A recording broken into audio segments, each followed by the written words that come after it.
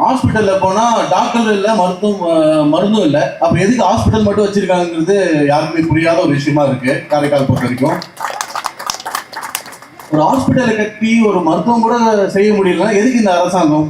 ஒரு அம்மா வந்து ரீசெண்டாக பார்த்தா 2 மணி நேரம் அவன் குழந்தை அடிபட்டு அவனுக்கு ட்ரீட்மெண்ட் கொடுக்கறதுக்கு அங்கே உட்காந்து காத்துட்டு இருந்தாங்கன்னா கேட்டால் டாக்டர் வரலன்னு சொல்கிறாங்க. இதெல்லாம் யார் பார்க்கணும்? ஹெல்த் மினிஸ்டர் என்ன பண்ணிட்டு இருக்காரு, சிஎம் என்ன பண்ணிட்டு இருக்காங்கன்னு ஒன்றும் புரியல.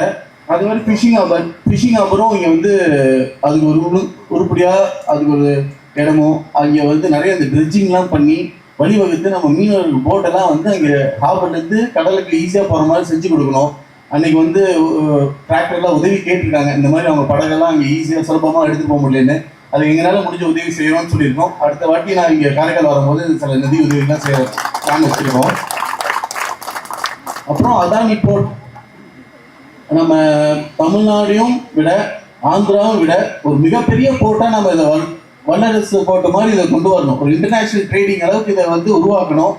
இந்த மாதிரி போர்ட்லாம் உருவானால் தான் இங்கே இருக்க வேலை வாய்ப்பும் அதிகப்படுத்த முடியும். நிறைய இண்டஸ்ட்ரீஸ் வருவாங்க, இங்கேருந்து எக்ஸ்போர்ட் பண்ண முடியும். ஸோ அதுக்கும் எங்களால் முடிஞ்ச உதவி நாங்கள் செஞ்சுட்டு இருக்கோம். இது அதானி கூட உட்காந்து இது எப்படி நம்ம மேன்மைப்படுத்தி எப்படி ஒரு 10,000 பேருக்கு அது வேலை வாய்ப்பு கொடுக்குறதுன்னு நாங்கள் டிஸ்கஸ் பண்ணுறதுக்கு வேலை செஞ்சுட்டு இருக்கோம்.